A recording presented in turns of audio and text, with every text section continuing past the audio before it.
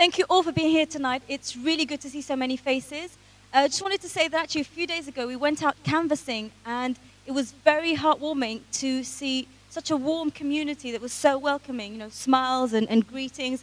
Makes a bit of a change from where I'm from in London where people barely look at you. So thanks again for that and thanks all for being here tonight. Now our first speaker is one of those people that mothers would point to their children and say, listen, if you do your homework correctly, this is how you'll end up.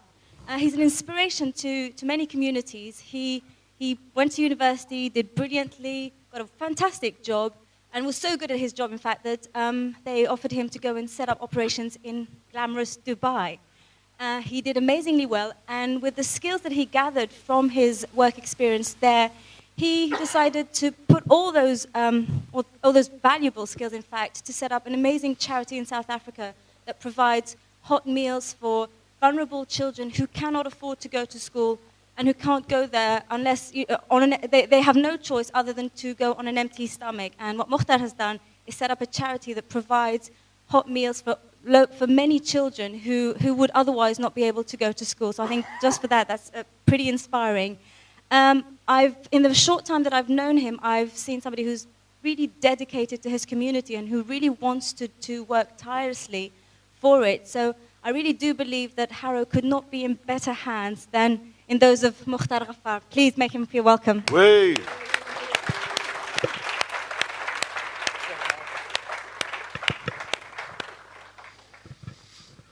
Hafsa, thank you very much for that kind and beautiful introduction. Again, ladies and gentlemen, thank you all for being here today. It's an absolute pleasure. A lot of familiar faces of people that work and live in this area and people we met over the weekend. So thank you for being here and friends. I have been doing a lot of reading and research of Harrow. I would rather come straight to the punchline. A lot of you have been waiting for some time. I've been reading, catching figures and facts about this neighborhood where I live. And I wanted to present all that to you, but actually while I was sitting here escorting people in, I decided not to bother with that. I thought that's not the best way to talk about Harrow. There is something that happened to me just a few days ago in South Harrow. A lot of you probably realized we were canvassing. A lot of our posters are up and down the high street in the local shops. We were knocking a lot of residential doors to invite people for this very important event. And I knocked on one particular residential street just down the corner. And as I was talking to the gentleman in that house, inviting him to our event and telling him all the benefits that we could have with George Galloway as our mayor, I asked him a very simple question, what things can we do for you? And he actually laughed. Very charming guy. He laughed at me and he said, follow me. He walked me through his street, walked me to the high street where his road met. And he said, this is a problem I face on a daily basis. What can you do to solve this? I was a bit taken back because I couldn't quite understand what he was showing me. What I saw, ladies and gentlemen, was a handful of youths just standing on the corner. People that live in South Harrow, that work in this neighborhood, they know what I'm talking about. Again, I questioned him. I said, look, sir, I don't have much time for this. What is it you're showing me? And he said, keep looking and you'll see what my problem is. There were maybe 5 or 6 youths, different nationalities, no more than 16 or 18. And I kept observing them and listening to what's going on, and then I saw what was wrong. They were actually selling drugs on the corner. And I was shocked.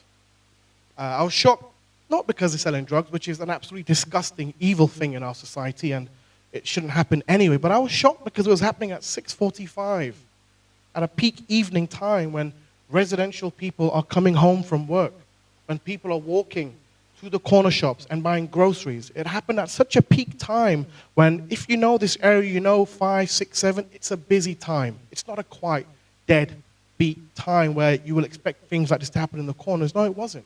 So I was quite concerned because people were walking through them, walking past them, were ignoring them. And then if I looked a little bit further, I saw South Harrow Police Station not more than 100, 200 meters away. So I'm watching these young guys doing what they're doing, and I'm seeing South Harrow Police Station a stone's throw away. I don't know about you, ladies and gentlemen, but for me, that doesn't make any sense. It's absolutely wrong. So as evil as what those children or those youths were doing for whatever reason it was, it brought a lot of things home for me, and I realized there's a lot more problems in our society, in our communities, than one or two acts of crime. It's the lack of community spirit, the lack of respect and love for your fellow neighbor. You see, we are Londoners. Of all colors, of all different religions, we are here. This is our hometown. This is our neighborhood. And what came home to me, forgive me if I'm going off on one, is just I felt very sad to see these things happening on a daily basis. What is that guy going to tell his children when he picks them up from school? And I don't want to point him out, that gentleman is sitting here, so thank you very much for coming. It wasn't a wasted exercise, you showing me what was going on. I said, good to see you. But then it makes you think, it makes you ask the question, what's wrong with our communities? Why are we not functioning properly? Why is an issue happening on the street and you, all of you people, cannot come together as one voice and address the issue, tackle the problem? If you can't do anything, at least make it a voice so that you can speak to the person you've elected, the person that is representing you in parliament, in local council. At least tell them this is what we're facing on a daily basis. Not just antisocial disorder. A lot of the local shops are complaining about lack of parking, lack of facilities. A lot of the local shop guys said if we have an issue, it takes us almost 2 to 3 working days just to get through to somebody in council over the phone. So guys, where is the problem? What is the problem? Either we put a blind eye towards it or we choose to ignore it. The problem comes from home, from grassroots, lack of community spirit. You all need to take ownership of your area. You need to take ownership of where you live. Talking on ownership and where you live, I'd just like to ask a question. If people can just show me by a raise of hands. Who knows who their elected member of GLA is for Harrow and Brent? One hand. No, that's good. Anyone else? 2. That's fantastic. So we're what, 80, 90? If we just round it off, roughly 100 people are in the room, give and take. And 2 people raised their hands, so that's just 2%. 2% of this borough, 2% of Harrow have an idea of the person that's representing them in GLA, the candidate. So what about the 98% of you? 98% of you, either you didn't vote, maybe you didn't care, or maybe you voted for someone else. But here's the problem with politics. If you use your vote or you don't use your vote, politics is involved in your life on a daily basis. You are engaged in the way things and the way this city, let's talk about the borough, the way this borough is functioned. You can just, yeah, I see a few faces there. I didn't vote. You know what? I didn't vote for the last mayor because I wasn't in the country. But I didn't vote. But that's my problem, and that's what I'm trying to express to you. There is a person elected by this borough, by the people that live in this borough, by the members of this community. You have a person that you've elected to look after you, to deal with your issues, to identify the problems that you face on a daily basis, but you do not know who he is and you can't approach him. So how do you expect to turn things around? Very simple thing I'm talking about. A lot of the people don't even know the local MP that works for them in the area. We're talking about a GLA candidate. Again, many people don't know what a GLA is. This person represents your borough. This person is in charge of scrutinizing the mayor.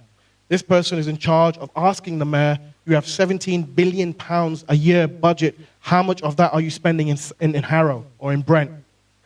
How much of that are we using to improve the policing, to make it a bit more effective to reduce crime? How much of that is coming to our borough with regards to social housing, which we don't have enough of? Regeneration is a very simple thing and a very simple word, but there's not much of it happening. If you go to Pinner, you'll see regeneration there. It's a beautiful part of Harrow, but it is Harrow. You go to Harrow on the Hill, you'll see a whole different part of Harrow, a very glamorous, upmarket, posh part of Harrow, but it is Harrow. South Harrow is also Harrow. The whole borough is one, so then why are parts of it neglected and parts of it ignored and parts of it cherished? Can anyone please explain that to me? Harrow, as a council, maybe you guys don't know, we are the 3rd highest council tax-paying borough in this city. The 3rd. Just behind Surrey and Kingston upon Thames. The 3rd, but then if you look at the lifestyle and the comparison of life that we have, we don't share the same. According to an article in Independent I read, we are the 4th lowest lifestyle living in the City of London. So where's the comparison? You're paying so much, but you're receiving so little. But again, it all comes down to community spirit. We unfortunately don't have that because we don't want to take ownership of it. A simple thing of a vote. You do not realize the power of a vote. More than telling you who to vote for, where to vote, we're trying to make you understand to use your vote. Only 38% of people from Harrow and Brent voted. 62% didn't bother voting. Either they didn't want to, they didn't understand, but irrelevant. You are involved. You have someone elected who is representing you and your interest. But nevertheless, you don't know who you can approach to take your direct matters to. That's one thing I want you all to understand. I am from this area. I've lived all my life in Harrow.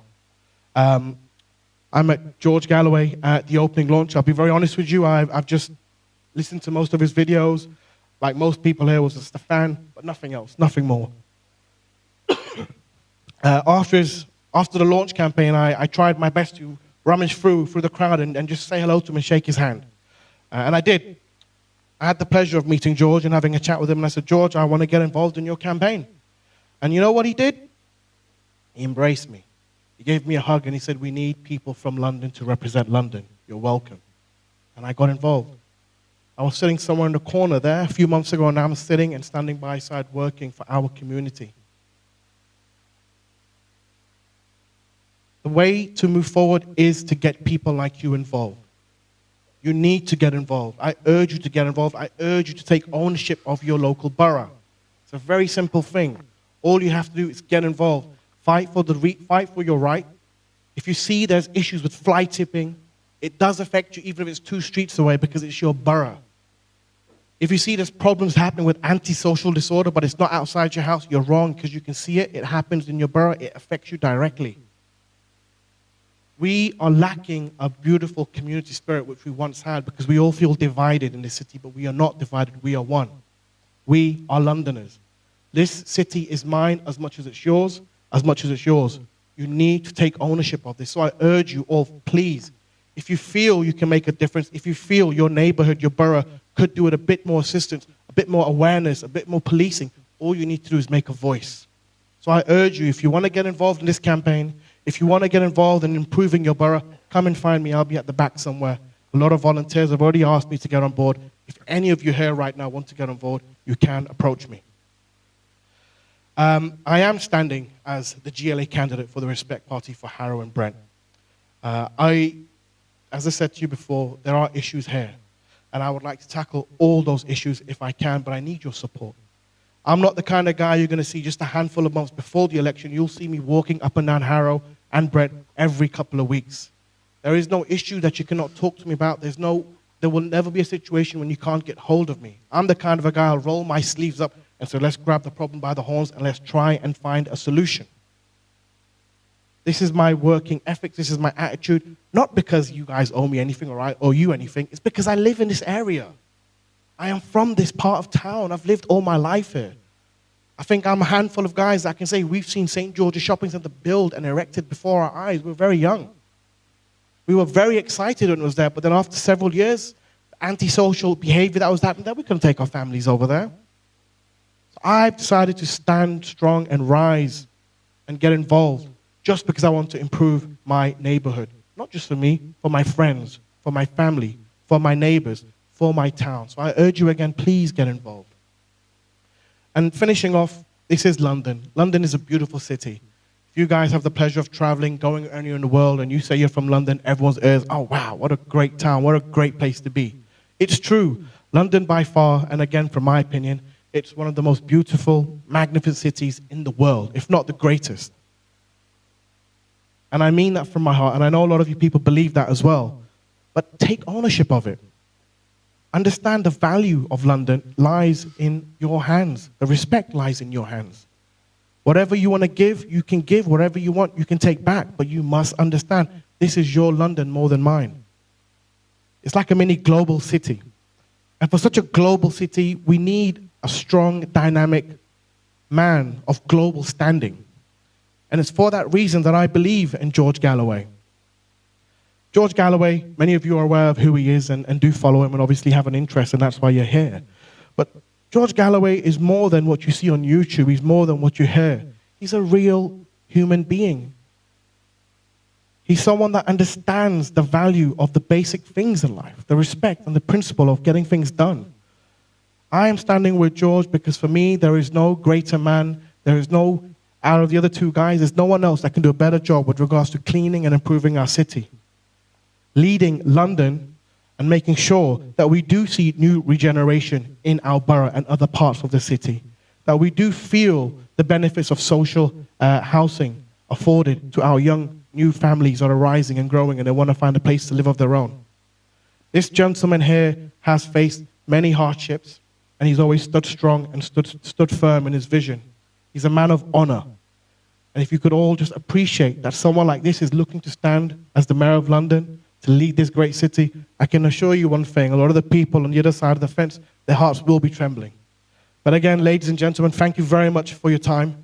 Appreciate you all for coming. And again, if you do feel that you want to get involved, if you feel that you can make this city a better place, if you feel 2006 May, you want to make a big bang, make a big noise, make everyone who knows you and everyone that sees you, everyone that knows there's an election happening in London, just say, you know what, we were part of that election. We stood up, we got involved. We don't know what's happening in East London or South London, but you know what's happening in Harrow and Brent. You know what you did, what effort you went through, what involvement you did. Even if it's just leafleting a brochure, knocking on someone's door, even if it's just standing there when we're outside on the streets, because this is our neighborhood, guys. So please, take ownership of your house, take ownership of your area, because you are Londoners. And if you cannot understand that, then look at me. I was the same as you just a few months ago, sitting in the audience. Thank you very much, everyone. Bravo.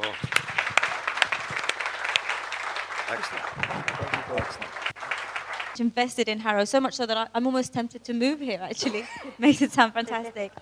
Ladies and gentlemen, before we move on to our main speaker, obviously, who's George Galloway, I just want to get into a bit of the nitty-gritty of the campaign. As you know, a campaign is a very costly affair. It costs basically a lot of money. So we would very much appreciate any form of donations if you could, as small or as big as you possibly can. That would be fantastic. And at the very back, we've got the donation boxes that would welcome any contributions. You could obviously purchase also some of the books and have them signed by George at the end of this evening, and that would be also something that we'd very much appreciate. Campaigns cannot be done without the funds and without the support of voters. So again, we'd appreciate your help. Now, we all have many reasons for, all of us involved in the campaign have many reasons to have joined this campaign to support George Galloway's candidacy. In my case, I've obviously followed George for many, many years, and one thing that I found truly inspiring is that in the face of total adversity, of so often a hostile media, he nevertheless stuck to his guns and stood for the oppressed wherever the oppressed were. And I think that is completely admirable. And as the events are unfolding this week, and I won't go into the details, obviously this is about London, but you would know that this is somebody who has always defended the most vulnerable in our communities and our societies, not just absolutely in the UK, obviously, but across the world. And I think that for me is something that is worthy of great admiration, and this is why I chose to join this campaign. Now, before we start, there's really very little to say that most of you don't know. So, ladies and gentlemen, please, George Galloway. Thank you. Thank you very much, Hafsa, brothers and sisters, comrades and friends. Assalamu alaikum wa rahmatullahi wa barakatuh. May the peace and blessings of the Lord be upon you. And my thanks to the South Harrow Baptist Church for allowing us to have this meeting in this hall this evening. We are called respect, and we respect all religions. We respect everybody wherever they came from, whatever color they are, however they pray. And as a religious believer myself, I suppose the first thing I should say in this church is that if I'm the mayor, faith and belief and religion will be honored equally. I'm not supporting any religion against any other religion. but I will defend religion against those who think it appropriate to trash it. On the subject of funds, which Hafsa just raised, it is really vital that you support us financially, because the other candidates don't need your financial support. The Conservative candidate, Zach Goldsmith, married to a Rothschild, is the heir to a £700 million personal fortune. He earns, if earning is the word, £600,000 a month in interest on the money that his father left him. I mean no disrespect to him. As a matter of fact, I quite admire him. I certainly like him as a person, as an honorable man. And if you want another blonde, old Etonian heir to a personal fortune as your mayor, you couldn't do better than him. But I think 8 years of Boris Johnson has probably persuaded us that it's time for a change. The Labour candidate doesn't need your financial support either, because he's being bankrolled by property developers and building companies because they can count on him to administer London in the way that it was administered in the last 8 years, which is to say, in their interest, a subject to which I shall return. Now, Mukhtar said that London was a global city, and I'm certainly a global man. I had to fight my way in here through 2 television crews. The first was from Russia Today, seeking to interview me on a case I brought against GCHQ and the security services, the judgment on which was delivered this morning by the Investigatory Powers Tribunal. On that subject, I'll give you 2 minutes on what it was about, only to make a bigger, broader point.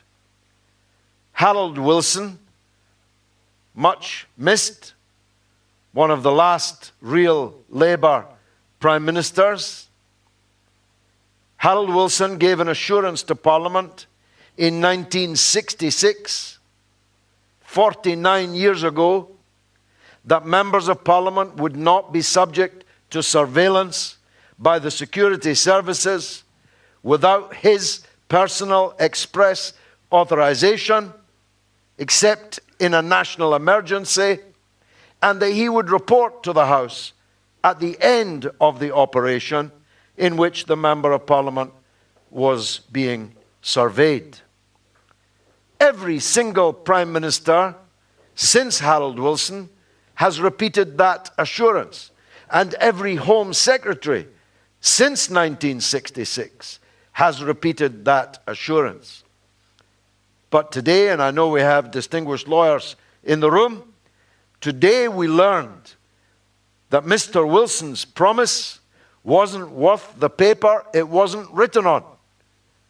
Because, in fact, for decades, British members of Parliament have been being spied upon by MI5, sometimes MI6, and now in modern security services. That if you came to me, as you would go to a priest in the confession box, to tell me your personal private business, or a problem you're having at work, or a whistle that you want to blow on some malpractice or malfeasance somewhere, that the security services know about it just as quickly as I know about it. And no doubt, pass it to the relevant authority to undermine the issue that we're raising, the campaign that we're planning, or whatever. So, just for the record, let me say that I don't believe that the decision of the tribunal today can be allowed to stand, because either Mr. Wilson And all these prime ministers were lying when they told us, and I sat in Parliament for almost 30 years, either they were lying when they told us that we were not being spied on, bugged, or even worse, actually, the security services were allowing prime ministers to state something which clearly wasn't true. Who will guard the guards is an ancient question, first raised perhaps in Rome, perhaps in Greece, I don't know. But who will guard the guards is a really significant matter in a democracy. And if prime ministers are being misled by our own security services, that's something that we simply can't accept. And then the second interview was with the Pakistani satellite channel, and you heard them when you were sitting there and I was being interviewed, ask a question about London, but the second question was about the extraordinary turn of events which has occurred in occupied Jerusalem, in occupied Palestine and besieged Gaza. I don't want to dwell on that subject because this meeting is about London. But if London is a global city, it definitely needs a global mayor. And what I can tell you is they can't vote in Gaza, but if they could vote, they'd be voting for me. They can't vote in Jerusalem or in Ramallah, but if they could vote, they'd be voting for me. Why? Because I have stood up through thick and thin, under every attack, for now more than 40 years, 42 years to be precise. I have stood up for the Palestinian people in dark days, and there have been few of those.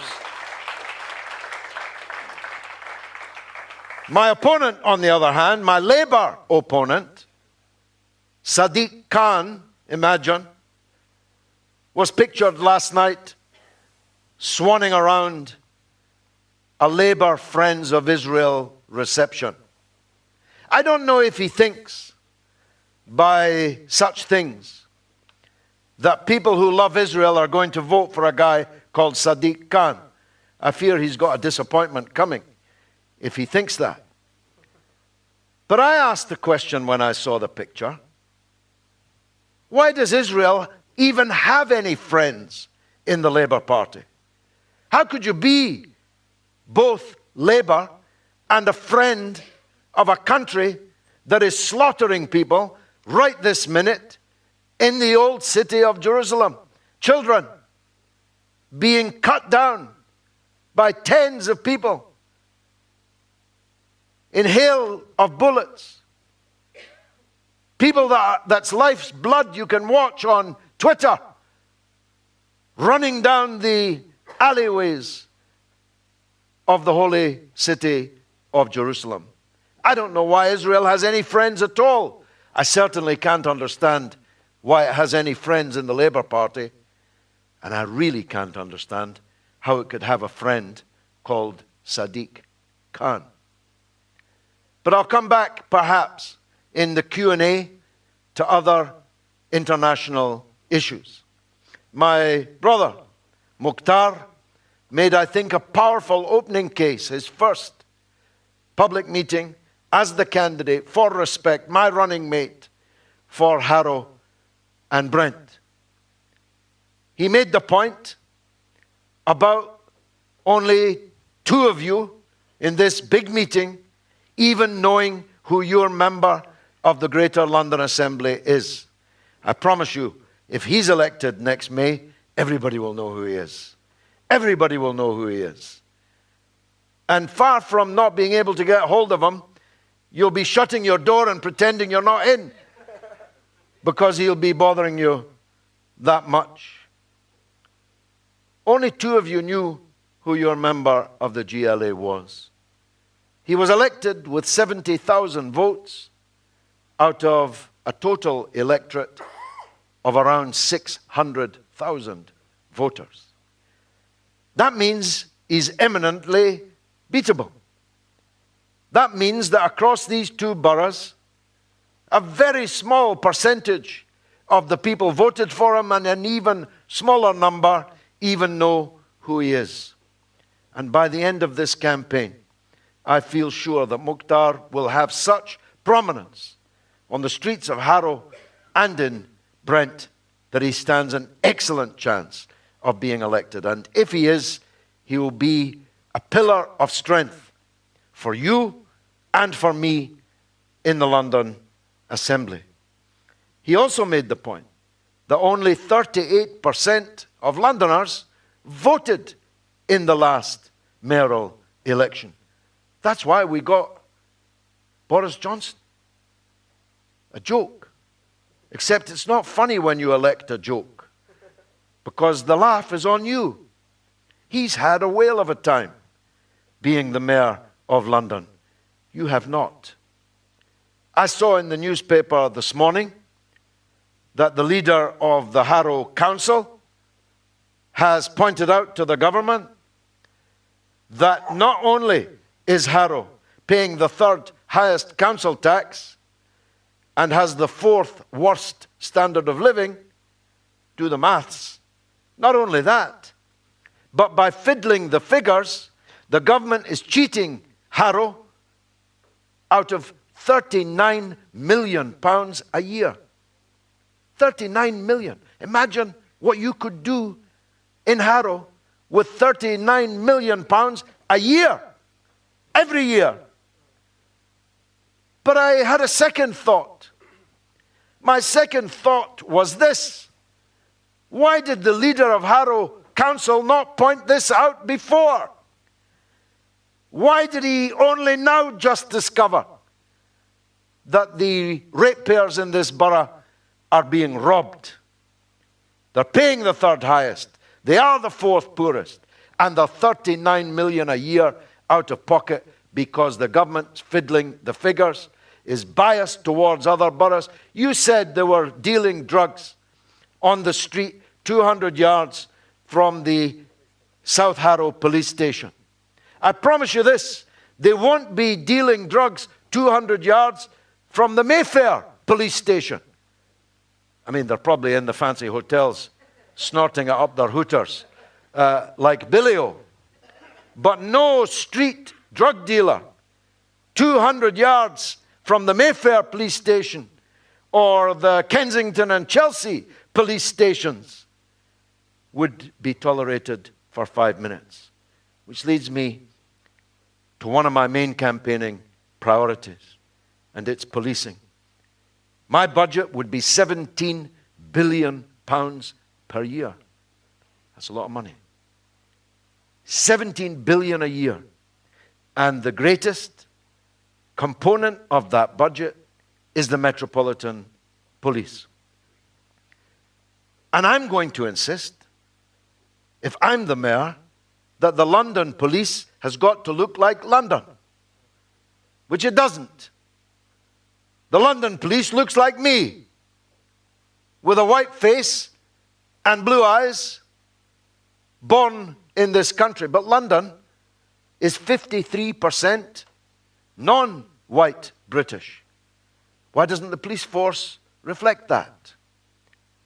Macpherson, in the inquiry after the cruel murder that took place in Eltham, said that the Metropolitan Police was infested with, and I'm quoting him, Lord Macpherson, institutionalized racism.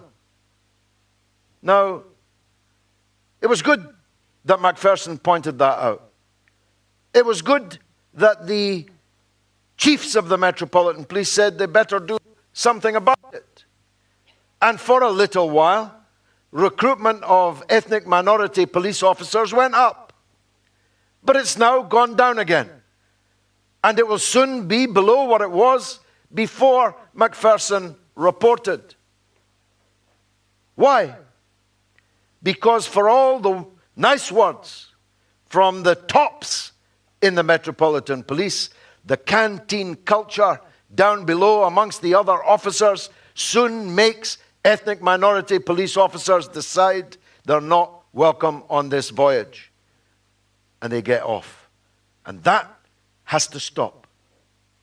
Just as bad is the point to which I have just alluded, that it's not just the color of your skin that counts in policing statistics. It's the color of your collar.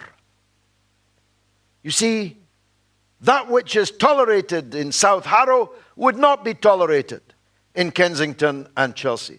If you call 999 in South Harrow, the response times are nothing like what they would be in Kensington and Chelsea. And as I've pointed out many times, if you pick somebody's pocket in Liverpool Street Station, you'll be behind bars pretty damn quick.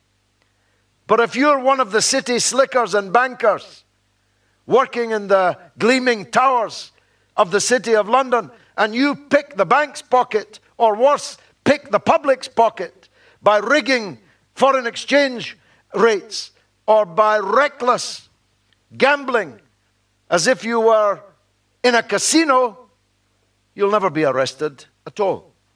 And if you are arrested, you'll never be sent to jail. In 2008, we had a crash caused by reckless, negligent, and criminal activity inside the square mile of London. And the police have done nothing about it. So, my plan is to merge the City of London Police with the Metropolitan Police. There is no case for having a sweetheart private police force which effectively is policing the square mile. Because after all, crime rates are going up in the City of London, and we need to do something about it. Every day we see an ever more horrifying statistic. There's a black man sitting in the front row. He's three times more likely to be tasered by the Metropolitan Police than any of the white people sitting here. 3 times more likely to be tasered. If he were found, God forbid, with the cannabis in his pocket, he's twice as likely to be charged rather than cautioned. If he goes to court, he's twice as likely to be convicted. And if convicted, God forbid, he's twice as likely to be sent to jail as a white person caught with exactly the same amount of cannabis and exactly the same record of previous convictions. So racism hasn't gone away. And class discrimination between Kensington and Chelsea and South Harrow or the Walworth Road or any other area where the working class live, the policing is very different indeed. Now, I discovered in my research this week that half of the people of the borough of Harrow are earning less than the London living wage. Half of them, 50%, earning less than the wage that the government and the mayor have decided is the minimum that you can live on in London and that you should be asked to work for. Well, as the mayor, I can't change everything. But as the mayor, I can say this. Any employer paying less than the London living wage will not be doing any business with us. They'll not be getting any share of the £17 billion a year that we have to spend.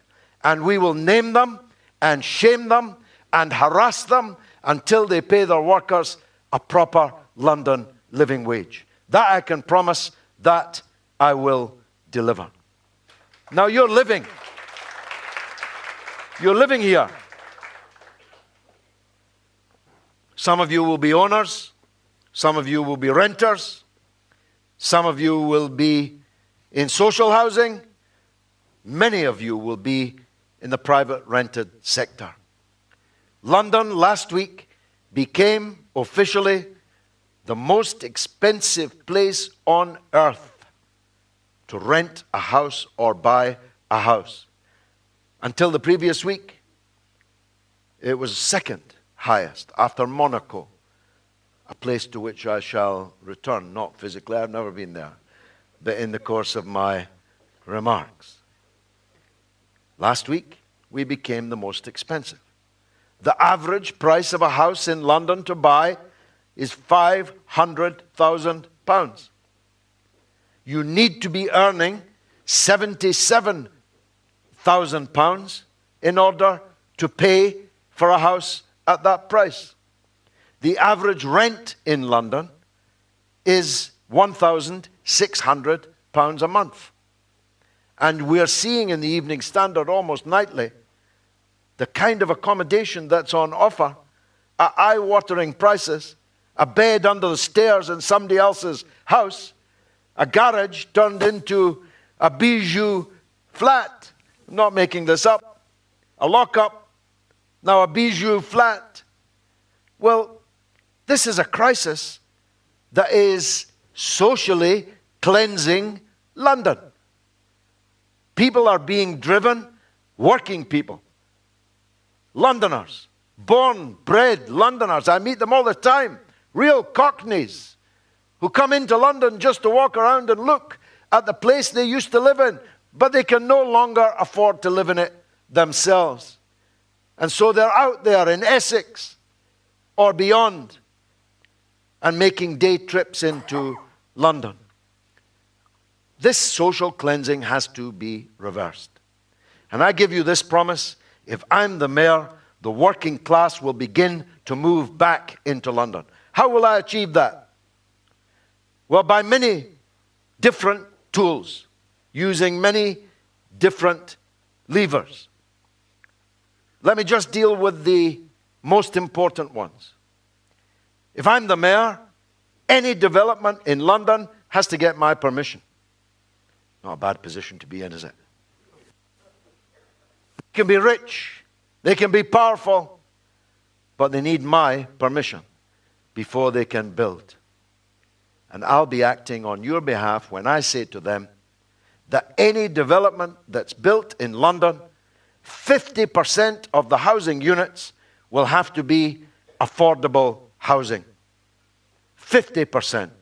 That was Ken Livingstone's policy. He never actually achieved it, but he tried.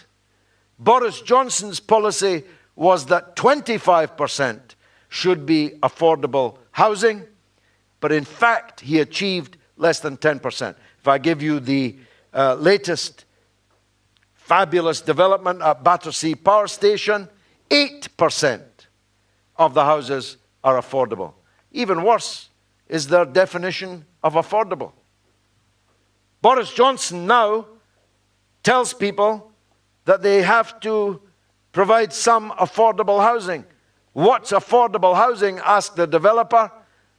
Well, Boris probably says, what would you like it to be? But on paper, he says 80% of the average rent in the area. This is absurd. Affordable to whom would 80% of the average rents in the area be? So if I'm the mayor, 50% of all new build will be affordable housing, and affordable housing will be defined as 50% of the average rents in the area. That's why the property developers are not supporting me for mayor. That's why no building company, no housing magnate is waiting at the door to give me a donation for my mayoral campaign. They're backing the Labour guy because they know that the Labour who built this city, whose parents endured the Blitz, who are responsible for this great and beautiful city that we have, will be pushed to the margins. Let me give you just one more example. I don't have my coat with me. I've got a badge in it from the Save Earl's Court campaign. Earl's Court, that beautiful, iconic Art Deco building, and all the land, as far as you can see, all around it, has been purloined for mega expensive upper class housing. Not at 500,000, but at 10 times that at the top. Houses worth millions are going to be built on the site of the Earl's Court campaign, and I've been involved in it from the beginning. Indeed, the last speeches I gave in Parliament, I gave 11 on the same night with Jeremy Corbyn and John MacDonald. Little did I know how eminent they were about to become. The three of us did a three-man filibuster to talk out the government's business and try and stop the so-called development of Earl's Court, which involves destroying engineering works and knocking down council housing. Now, we only built 78 council houses in London last year. 78. When I was a kid, we used to build 300,000 council houses in Britain every year. Last year in London, we built 78 in a city bursting at the seams and where hundreds of thousands of people are on the waiting lists of the London boroughs. So we're not building any council houses, but to please property developers in Earl's Court, we're knocking council houses down and moving the people, many of whom have lived there for generations, God knows where, wherever the wind will take them. So my first policy is the 50 and 50. My second policy is this. Ian Dale on LBC nearly cried, actually, when I said this on radio not that long ago. He said, "Ooh, that's very radical." I said, "It's me you're talking to." I said that in London, hundreds of thousands, nearly 1 million, in fact, 800,000 houses have been bought not to live in, not even to rent. You've heard of buy to let. In London, we've got buy to leave. They buy houses, never live in them, never let anybody else live in them. Why? Because they're just safety deposit boxes for their money. Just cash boxes, that's all they are. 800,000. Driving up the price of land, driving up the price of houses, indirectly driving up the price of rents. And all they've bought them for is to turn 1 million into 1.5 million over a given period of time. And most of them are foreign buyers. Now, obviously, somebody like me has nothing against foreigners. I love foreigners. I'm married to a foreigner. But we can't have rich people moving their hot money to London. We are the hot money capital of the world. More hot money is coming in here and being salted into property than anywhere else in the world, including Monaco, which I promise I'm going to come back to, than anywhere else in the world. And they do it to avoid the gaze of their own governments, of their own police forces, of their own media, because much of that hot money is stolen money. Some of you may have seen a documentary recently, a few months ago now, on television called From Russia with Cash, where a Russian guy, pretended that he was an oligarch, being driven actually in a Jaguar with a very glamorous, she wasn't actually all that glamorous, girlfriend. And they pretended that he was a government minister in Russia, in the health department. And as he explained on camera to a whole succession of estate agents, you know, I get a bit of this and a bit of that off every deal. And I've made myself a pile of money and I want to put it in London. I want to buy a house with it, but I never want anybody to know that I own it. And every single one of the estate agents, everyone, at all levels, £400,000 flat to a £14 million house. Every estate agent said, "Don't worry about that, sir. We do that all the time. We can make the arrangements. We'll fix you up with a lawyer." Very damning, actually. I don't know if anyone lost their job or was prosecuted over it, but they ought to have been both. That's what's happening in London. And that's what's driving the prices ever upwards. So, here's my promise. Any house in London that is not lived in for a year or more without legitimate excuse I will compulsorily purchase it. There's a cheaper way. I could ask the police not to notice if the squatters move in, but I better not promise that while the camera's running. But what we can't have is people homeless in London while houses lie empty just to appreciate capital value for their owners. So Ian Dale was right. That's a pretty radical policy, but then you would expect nothing less from me. And I'll be campaigning with Jeremy Corbyn as the leader of the Labour Party, my comrade for almost 30 years in Parliament.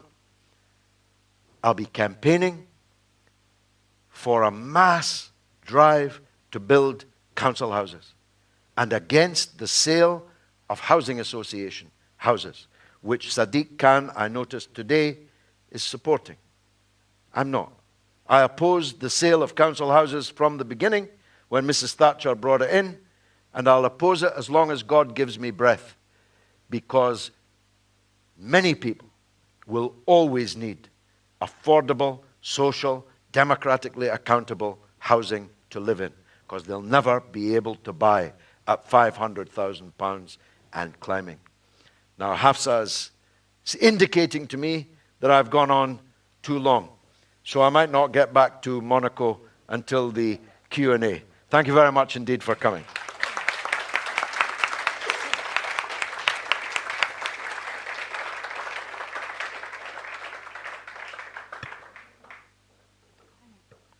Ladies and gentlemen, thank you very much.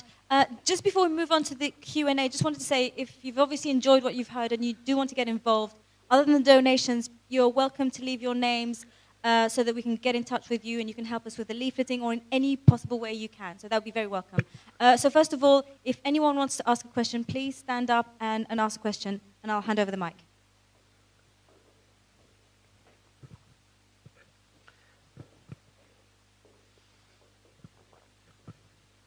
Mr. Galloway, yes, now sir. is your friend, comrade, Mr. Corbyn, Thank you. is the Labour Party leader. So is there any chance you can join him now? Well, the position I've taken, and I will take it throughout, is that I was unjustly expelled from the Labour Party and they have to rescind my expulsion. Yeah. I'm not going to ask to get back into a party I should never have been kicked out of in the first place. I was 36 years in the Labour Party. I was expelled in 36 minutes. What symmetry is that? And I was expelled despite the appearance at my expulsion of Mr. Foote, Mr. Benn, and Mr. Corbyn, all of whom attended the expulsion and pleaded with the tribunal not to expel me. So I'm a Labour man. I'm not any other kind of ist. I'm not a communist, a Trotskyist, an anarchist, or any other ist. I'm Labour. And I'll tell you what, I'm a lot more Labour than Sadiq Khan, my Labour opponent in this election. If I'm elected as mayor, I'm pretty sure the whole Labour Party will be begging me to come back, just like they did with Ken Livingstone. Thanks.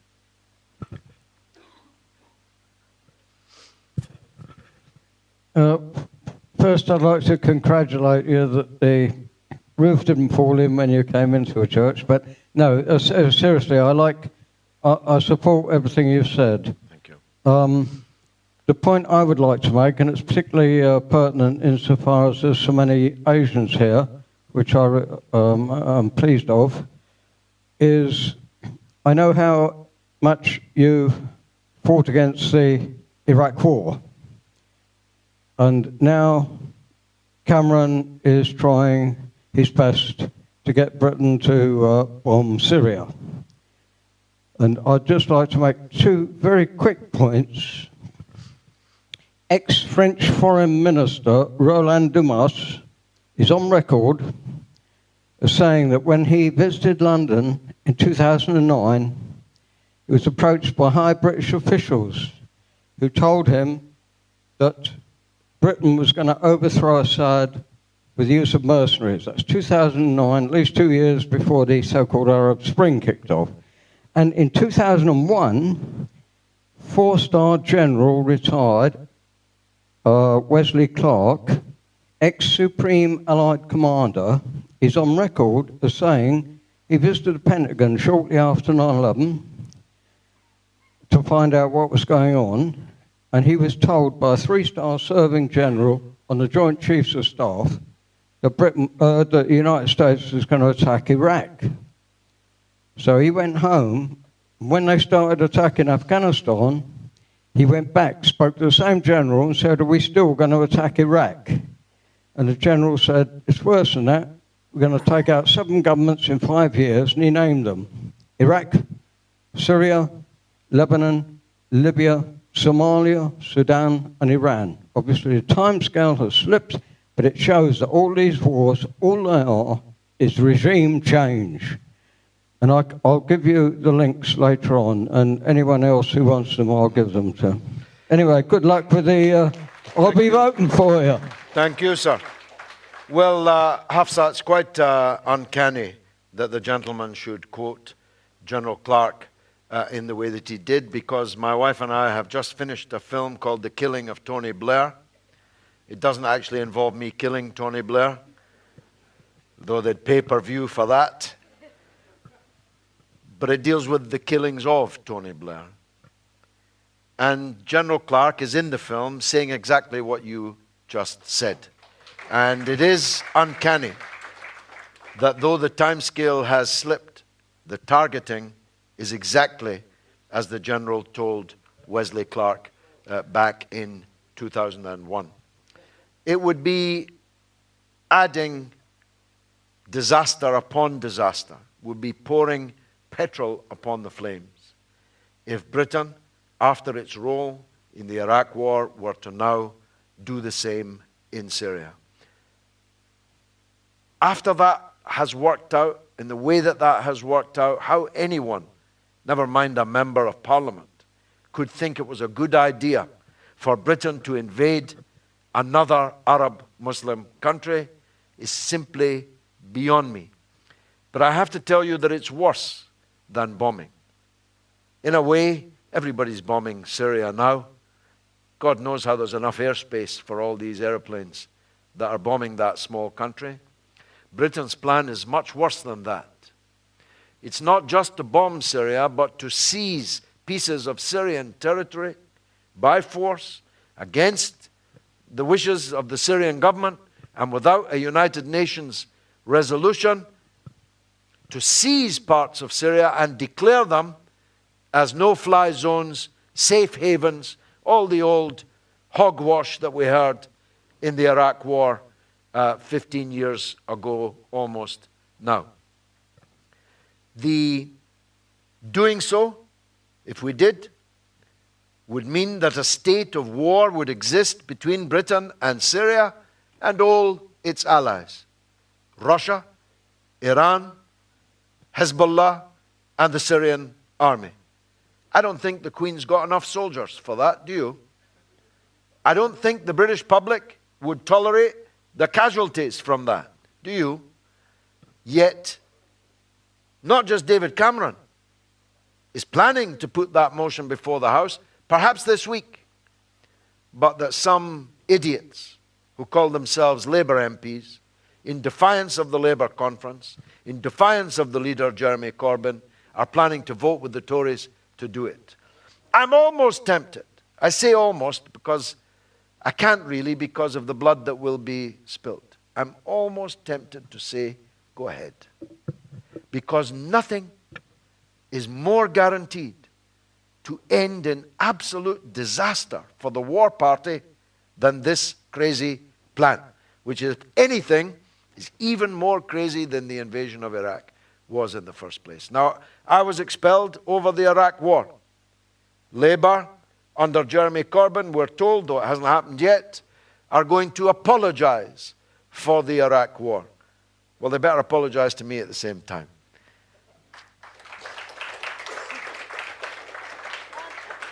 We just have 2 questions at a time, and please can you keep your questions short and sweet? Thank you very much.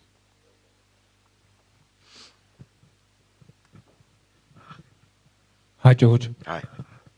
My question is about Sadiq Khan. I'm a full paid-up Labour member. I actually voted for Sadiq to keep Tessa off the ballot paper, basically, and I hope everyone is happy about that. My question is, why do you think that Sadiq is doing things like in regard to housing from someone that come from humble beginnings, lived in a council house? He openly is proud of that. Why do you think he's in the pockets of the wealthy rather than the anti-austerity movement which Jeremy Corbyn is leading?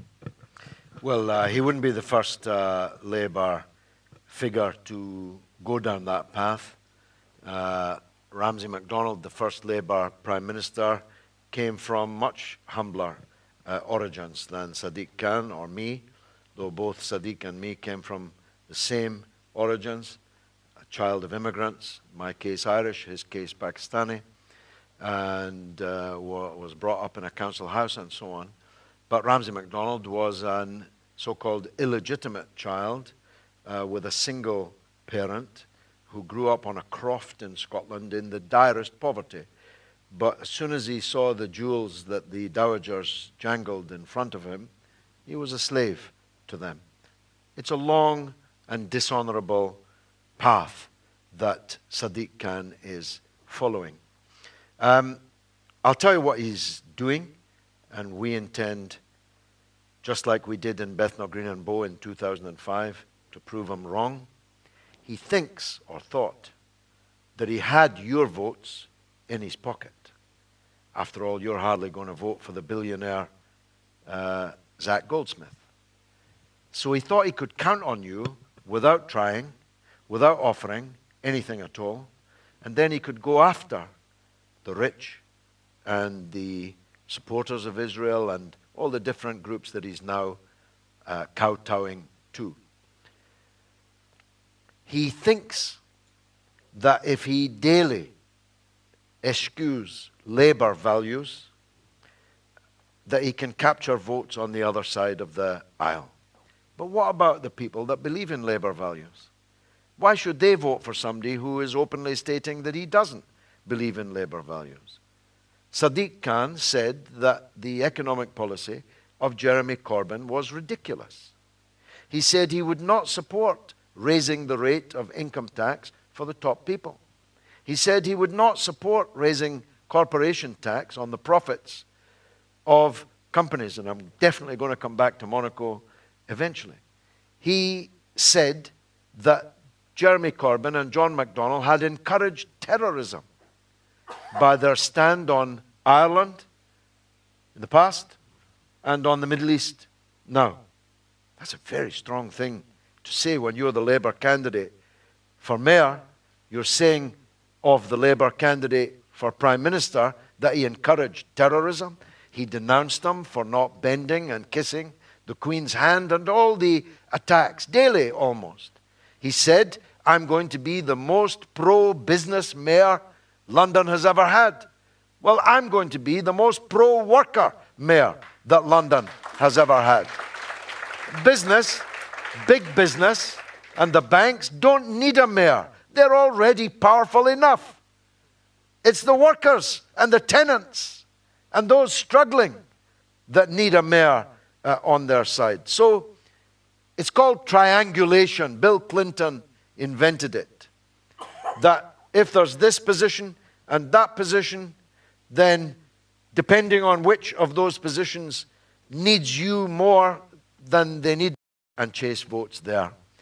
And Una King in Bethnal Green in 2005 voted for the Iraq War, even though 90% of Tower Hamlets was against the Iraq War, because she figured that the people of Tower Hamlets had no choice but to re-elect her.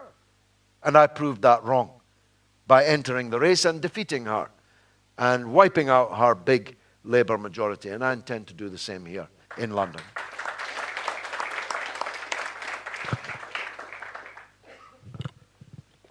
Hello, George. Yes, sir. I have been to Syria, Iraq, and Afghanistan before America destroyed them. I mean, they George Bush said, either you are with us or with the terrorists. Now, if this is the policy, and Tony Blair gave his blessing to Bush. So they all combined together, they are just trying to destroy the Islamic countries so that they can rule again. British policy was to occupy and rule. American policy is to destroy and put there somebody's man and watch. So what do you say about this in politics? Well, Tony Blair didn't just give his blessing to Bush, he was central to the Iraq War.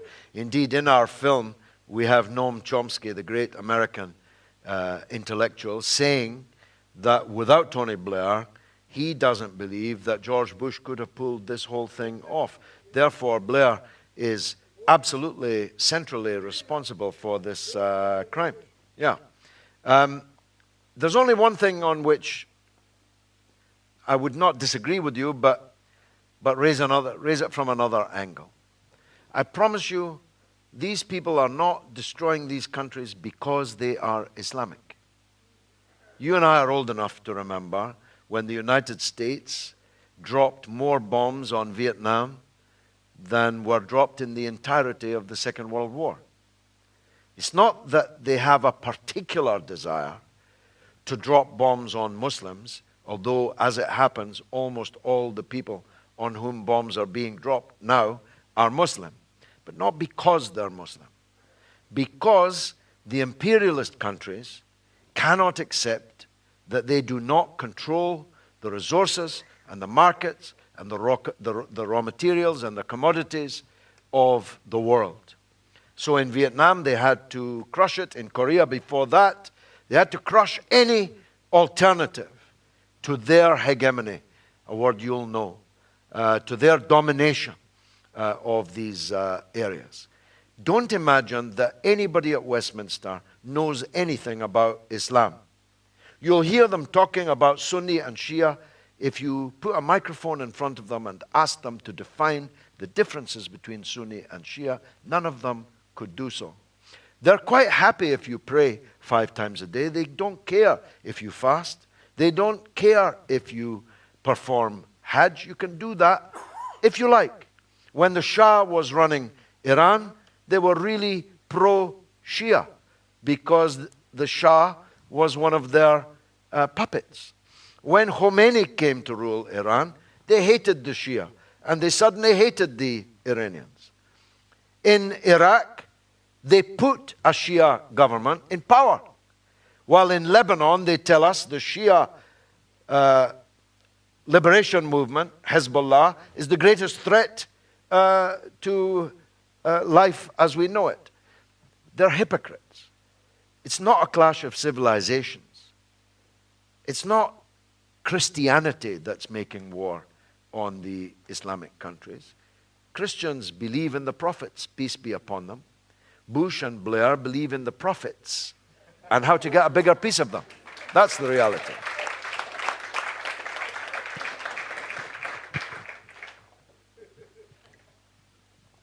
Mr. Yes, sir. Galloway, my second question is, if you become a mayor of London, how would you deal the Chelsea Barracks development? Because this is funded by the mega rich people, powerful people like royals, powerful royals as well, and these rich foreigners as well. Well, if I could, and if Al Jazeera are here, perhaps they can take this message back to His Highness the Emir. I'll build a fantastic new council house estate on the Chelsea Barracks site. That's what we need. And if I could do it, I would do it. Of course, I can't, because the land is owned by the Emir of Qatar, who owns now 18% of London, believe it or not, including the Camden Lock Market, the hippie market. So when you go there to buy your cheesecloth shirt, as I'm sure you do in the summertime, you're putting money in the pockets of the Emir of Qatar. The Shard, the Chelsea Barracks site, Harrods, and much of Knightsbridge is owned by the royal family of Qatar. I'm banned from Qatar I'm not allowed to go to Qatar. But not because of my plan to build a council house estate on the Chelsea site, but for other reasons. But I'm not going to ban Qatar from London.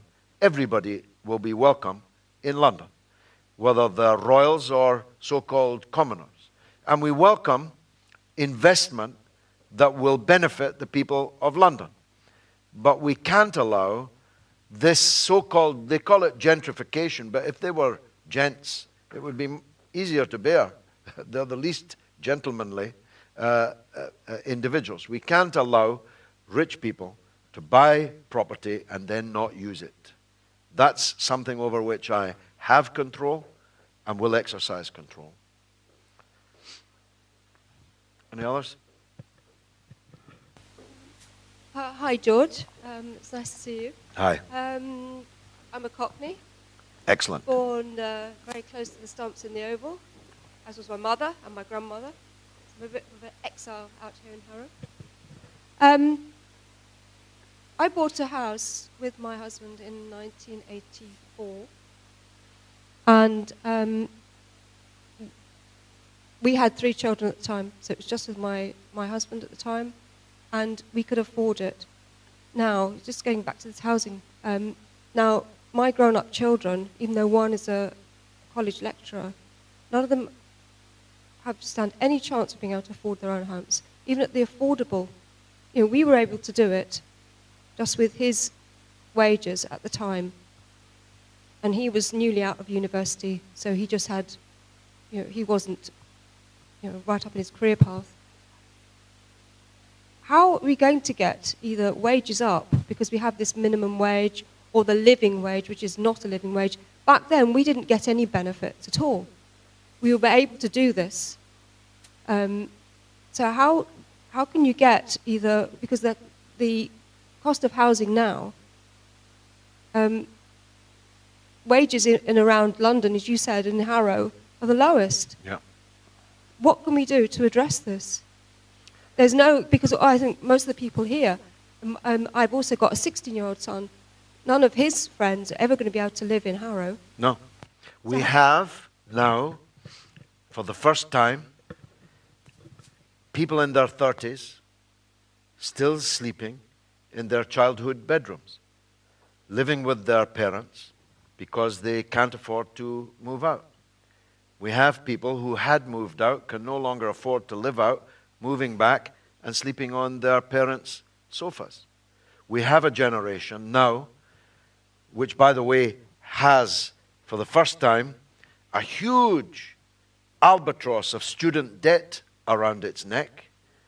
I never was a student. I left school when I was 16 and a half. I went to work. I paid for the university education of others, including Tony Blair, who got a grant to study at Oxford University entirely free of charge. But now the Blair government kicked that ladder away from our children now, and not only can they not get a mortgage, they've already got a mortgage called their student loan repayment around their neck. And this is a real crisis. And I must tell you, again I say, I like him as an individual. How can Zach Goldsmith know anything about that story you've just told us? He's never had to pay rent.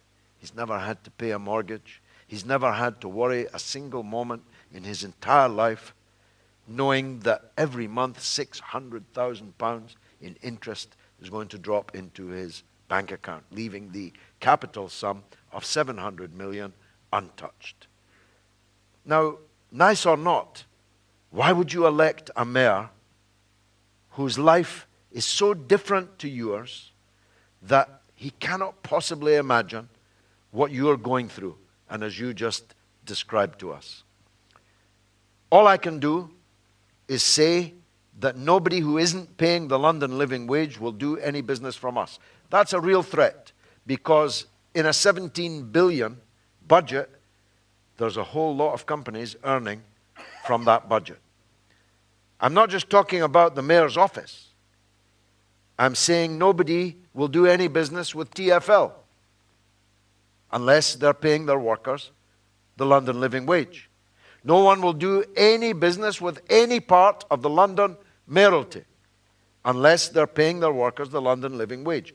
That will have the effect of driving up wages. Of that I am in no doubt. Though they'll squeal that we're going to put them out of business and so on, but that's what they did when Labour introduced the national minimum wage in the first place.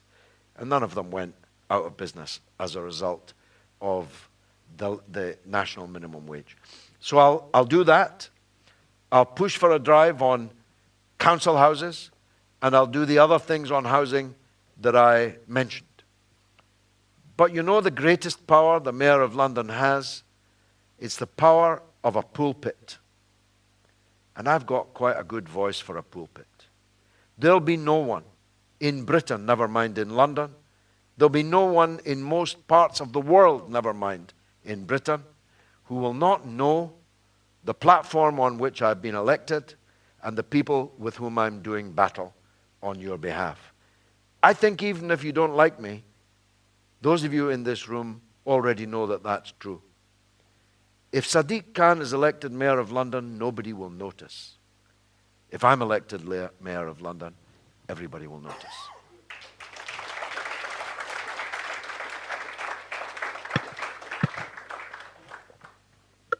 Assalamu alaikum.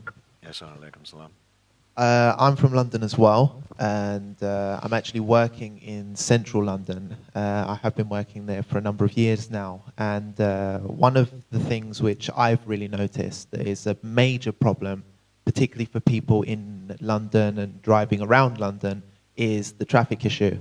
I have personally spoken to and know a number of black cab drivers, typical London black cab drivers, and they are just one example of the people who suffer due to huge traffic in central London and around London in general. People trying to drive from one end of London to another, not just in central, they struggle. Wherever you turn, there's traffic everywhere. How do you have any kind of main policies to tackle this? And also, I know you've mentioned in the past about Uber and these American companies which are targeting black cabs and British businesses. Do you have a policy to tackle with them? Could you elaborate? Thank you. Well, if you think my housing policy is radical, wait till you hear my transport policy. Because that's going to be, in a way, the most radical change of all. Let me start with Uber. Uber represents the American model of no regulation, burning of red tape, absolute privatization, where every person is turned into the competitor of the other, where no communal values exist, where no tradition. You know, Marx said in the Communist Manifesto in 1848 that under capitalism, all that is solid will melt into air, and all that is sacred will be profaned. And he was absolutely correct in both regards. I happen to believe that our black cab is something which we're known for in the world, just like the beefeaters at the Tower of London. You wouldn't knock down the Tower of London and make it an apartment block for rich people because it's accepted that it's part of our heritage. I believe that the black cabs are part of our heritage. What do they represent? They represent a group of workers, all of them small businesses, 25,000 small businesses in London, who have to prove themselves repeatedly to be of good character, to be people with no criminal convictions of any kind, who are properly insured, whose vehicles are properly roadworthy, and who, if they, God forbid, get you into an accident, you're going to be at least as secure as it's possible to be in a well-maintained and robust motor car. None of that obtains, none of it in Uber. Anybody can be Uber. Uber claims that they're not a taxi firm at all, they're just a mobile phone technology company. Thus, they don't pay any tax in Britain, which is my second objection to them. They're a technology company based in the Netherlands, where fortuitously it happens that technology companies pay virtually no tax in the Netherlands, which is why they say they're based there. But any one of you can become an Uber operator. And when I ask for you, I don't even need to know that it's you that came. You could give your phone to somebody else. You may have no criminal convictions. The person you gave the phone to may well. I don't want my wife, my children, traveling in a car with somebody whose character has not been properly checked and cannot be vouchsafed. Neither can you know, how could you, that the car is insured? And you won't even know what the price of it is. They say it's cheaper. Well, it's cheaper until the rain falls, or the snow falls, or there's a traffic snarl up, or there's an emergency somewhere. Then they have something called surge pricing. So the journey that cost you £10 yesterday might cost you £30. In fact, during the recent tube strike, it was 5 times more. A journey that cost you £10 the day before and £10 the day after was £50 on the day of the railway strike, the tube strike. So I'm going to ban Uber, just like many states in the United States have done, and as many states, countries around the world are trying to do.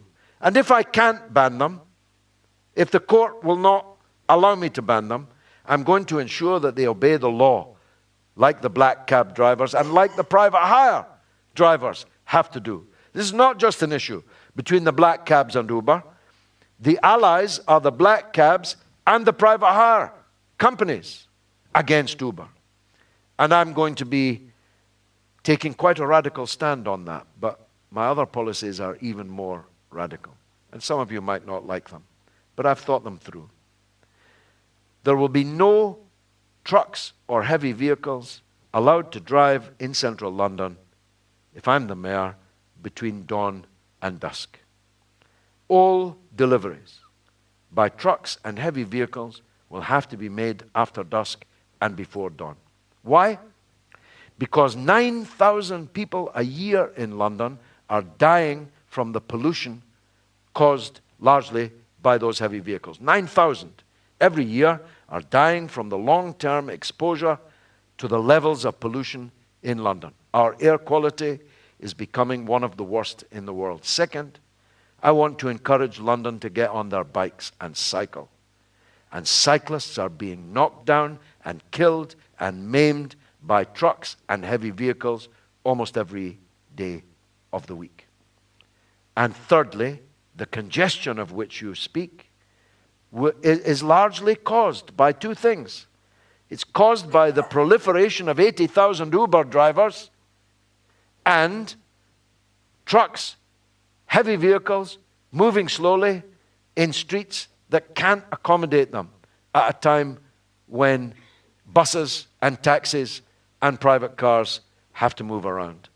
So, of course, this will have to be negotiated. Every company will have to negotiate with its workers that they now have to deliver in the evening and at night, even through the night, whereas before they were delivering during the day. But I believe it's necessary to save lives, to save limbs, to save lungs, and to save money for businesses in London that are affected adversely by the enormous levels of congestion that we have. On the Harrow Road, where I live, not in the borough of Harrow, further down in Harlesden, on the Harrow Road, it can take you an hour and a half from, effectively, Paddington to Harlesden, because the congestion is simply impossible to believe. I would never have believed it before I moved there. So there will be more cycling, fewer trucks, fewer heavy vehicles, certainly none of the latter during the day. And if I can run Uber out of town, I'm going to. Thank you. So I've got 3 more questions lined up. Please, if anyone else has got one after, I think we've got time for one more after that. Okay. So please put your hand up if anyone else has I promise one to be more. more brief in my answer. Okay, so I've got one here and then that's closed. So this gentleman. Yeah, I'd like to make 2 points, please. First is about pollution, second about something else. Pollution, 5 points for your policies. Number 1, pollution. Number 2, pollution. Number 3, pollution. Number 4, no private cars. And number 5, within the M25. Unless they're electric. I can go with the first 3. Unless they're electric or otherwise pollution vetted. That's my first point. My second point is about just general stuff. You were saying earlier, I noticed your colleague here didn't do it, but I think you did it a bit. You said, well, you know, in a certain situation, if someone is X, Y, or Z. In Harrow, where I've come to a long time ago, I'm originally from Essex, what I've learned in the last 15 years is we don't have, although the council says blah, blah, blah, we don't have that. We have men, women, and children.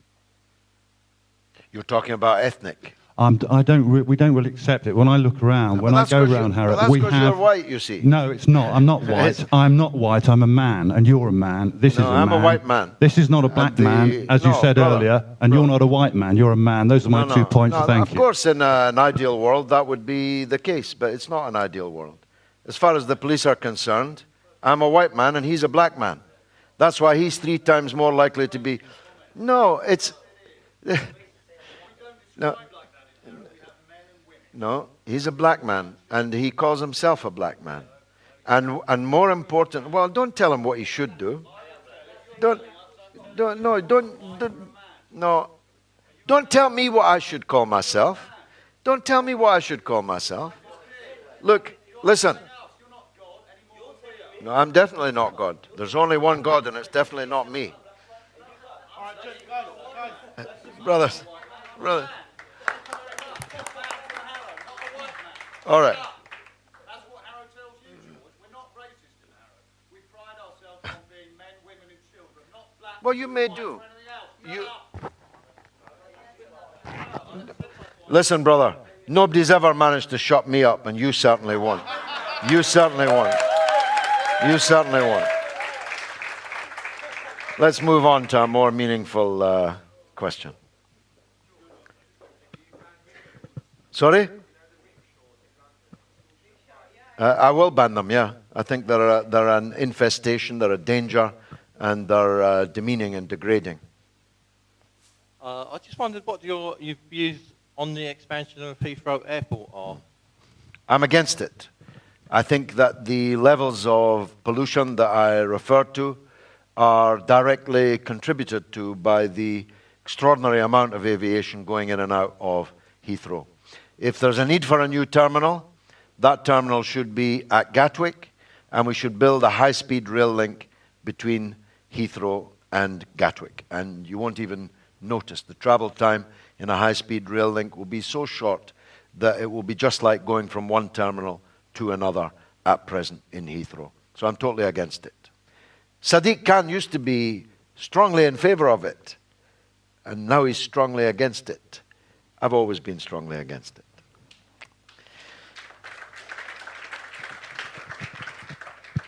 Hi, George.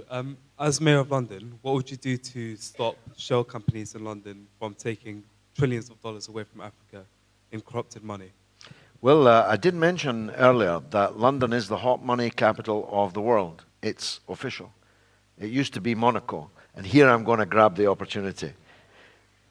Because when I was speaking in the city centre on Saturday, Saturday, me and Mukhtar and my friends, we were out, a pop-up meeting. It was a fantastic event. Some of you may have been there. I asked if there was a top shop in the shopping area, and then, sure enough, as there is most places, there was. Which led me to talk about the owner of Topshop. Topshop, we always understood, was owned by a man called Philip Green, Sir Philip Green, if you don't mind, made a knight by the Labour government of Tony Blair. Until it became clear that Topshop wasn't paying any tax here. And when people inquired, how can a business that's on every high street, in every shopping centre, and is packed, doing great business, how could it not be paying any tax? And Sir Philip Green enlightened us. He said, it's not paying any tax because I don't actually own Topshop. Mrs. Green owns Topshop. And Mrs. Green, fortuitously, lives in Monaco, where they don't pay any tax at all. So every time you buy something in Topshop, you're buying Mrs. Green's goods, who happens, as I say, by stroke of good luck, to live in Monaco. Now, if you believe that, you'll believe anything. These companies are deliberately dodging paying for tax. Facebook paid, it was revealed this week, £4,000 last year in corporation tax, when it's got millions, tens of millions of users in Britain, and when it made more than £2 billion in profit last year, but paid only £4,000 in tax in Britain. If we tolerate this corporate thievery, for that's what it is, it's robbery by the richest people from the poorest people. We talked about the 39 million that could have been spent here in Harrow on things that you vitally need, but has been cheated from you. This is direct theft from you. At the same time, London is the hot money capital of the world. So the foreigners are either not paying us tax, even though they're working and earning here, or they're stealing money in their own countries and salting it here, where no one's going to trouble them, where regulation is wafer thin, and where the toleration of hot money being used to buy property in London is almost absolute. If I'm the mayor, I'll hunt them. I'll hunt them in every way that I can. You can count on that.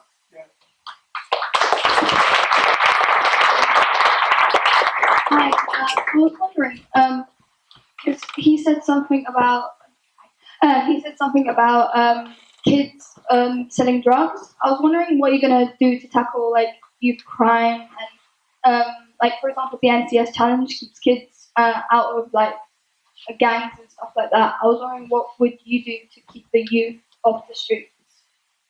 Well, I'll tell you what, again, this might seem counterintuitive and some of you might not like. I was in a gang. I was in a gang when I was a youth.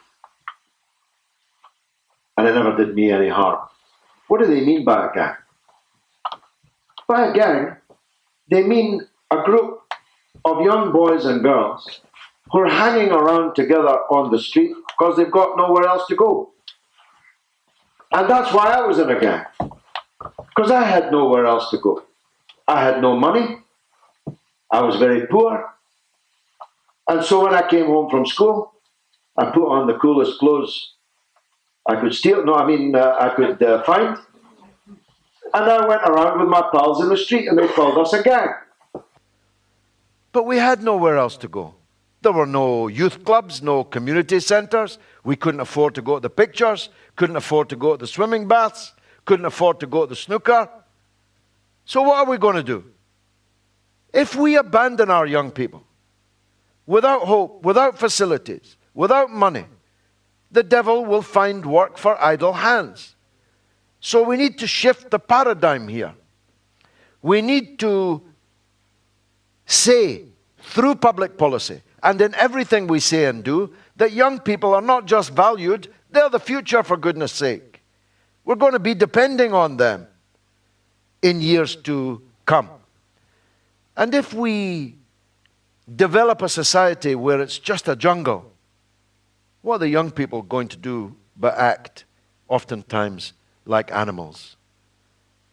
It's not them that's to blame. It's the society and the system that's to blame. If you don't offer someone a positive role model, a positive future, then why should you be surprised if they start misbehaving? Why should young people not be violent when our government is dealing out death and violence everywhere around the world? Is it a coincidence that in the United States they're shooting each other in colleges and schools because their government's going around the world shooting people every single day? There's a direct relationship between the projection of violence and so-called strength on the part of our societies and how people behave within them. Now, I have zero tolerance for drugs.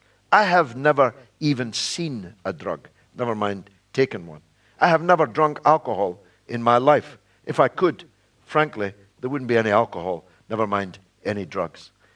But I know why people are smoking cannabis. I know why people are taking drugs. Because they have no hope of a better future. So might as well get out of your head and escape that way. That's what we've got to change. Of course, we must punish people who are carrying knives and stabbing each other. I'm with Lee Jasper. He's one of our comrades who wrote very powerfully recently about something that happened within his family with black-on-black violence, people stabbing each other, gangs stabbing each other, black youth killing other black youth over the last pair of trainers on sale in Oxford Street. Of course, we have to do everything that we can on a multi-level, from the police to the social workers to the families. But above all, if the children have no hope, don't expect them to behave like those of us who do have hope.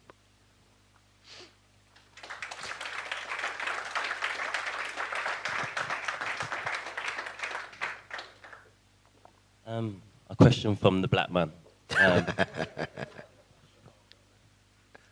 I'm just going to address this real quick.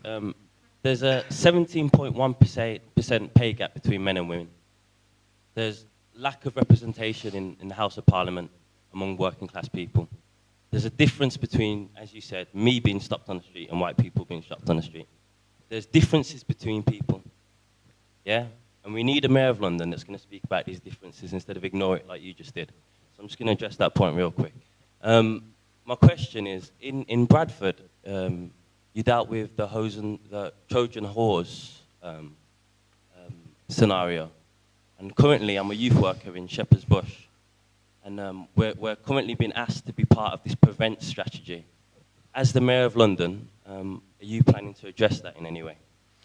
Well, the Commissioner of the Metropolitan Police is answerable to me, and I'm answerable to the Greater London Authority, of which I hope Mukhtar will be an upstanding member. And I'll be requiring from the Commissioner that London is policed without fear or favour and irrespective of the colour of the face or the collar. Now, because I know you, I know that you're not just a black man, you're a Muslim black man. If the police knew that, you'd be even more likely to be tasered. You'd be even more likely to be stopped and searched, because black and Asian people are at least 16 times more likely to be stopped and searched than white people. And if they're Muslims, if they look like Muslims, they're even more, still even more likely to be stopped and searched. I don't know about the tasering.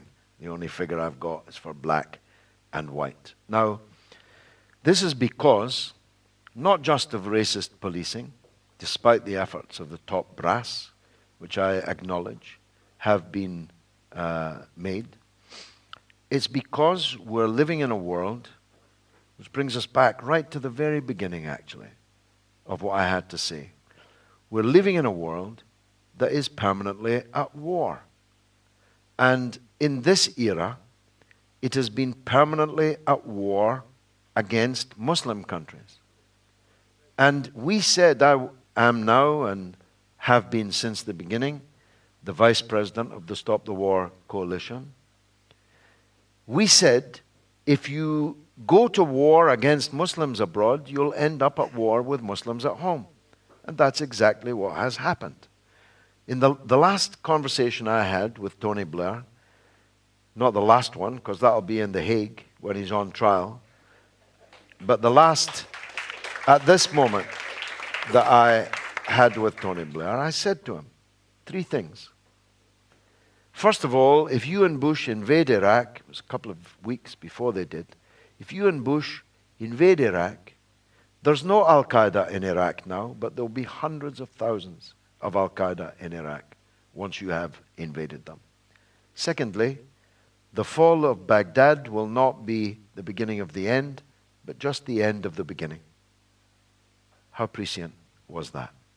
And thirdly, I said, you will send extremism cascading around the entire world, including on our own streets.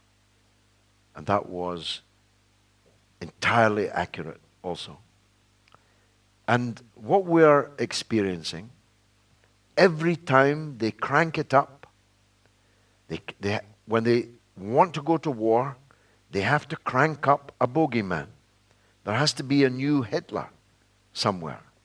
We've had a long succession of them. I mean, the Mahdi in Sudan predated Hitler by quite some years. But he was painted effectively as the new Hitler. We've had Nasser as the new Hitler because he had the temerity to want his own country to own the Suez Canal running through his country. He was the new Hitler. Arafat was the new Hitler. Saddam was the new Hitler. And now Bashar is the new Hitler. If you're going to pump up the propaganda to make people believe these things and therefore support your war against them, you have to paint them as evil and as a threat.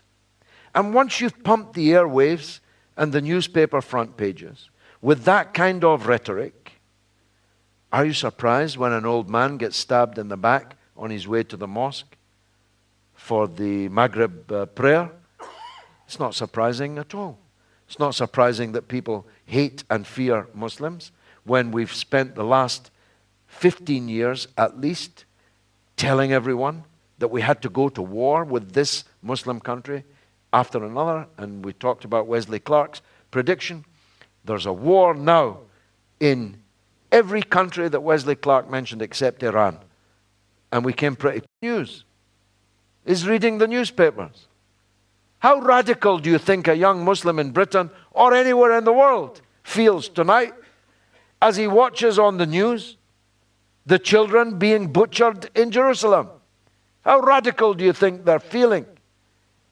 You think that it just washes over them in the way that it does many others apparently? It doesn't. I'm here to tell you that. So if you want to de-radicalize Muslims in Britain, you have to stop invading and occupying Muslim countries. You have to stop propping up dictators in Muslim countries. You have to stop this relationship with Saudi Arabia. My God, they talk about human rights and one-party rule and one-family rule. They don't like Bashar al-Assad because he's one-family rule. I don't like one-family rule. How come we're so much in love with the Al Saud family rule that our Prime Minister will fly flags at half-mast on the British Parliament to mourn the death of the last tyrant and fly halfway across the world to kiss the nose of the next member of his family that has taken over the richest country in the world? We have to stop all that. We have to stop backing Israel and start backing the Palestinians. The ones, if you said to me you can only do one thing, what would it be? If I could only do one thing, I would, on behalf of the British government, on the 100th anniversary, a couple of years from now, I would reverse the Balfour Declaration, made in 1917. I'd say that this declaration was an historic mistake. To promise on behalf of one people to a second people the land that belonged to a third people was a gargantuan mistake for which we apologize. And henceforth, our policy is going to be recognition of Palestinian rights and opposition to what Israel is doing to the Palestinians. Thank you very much.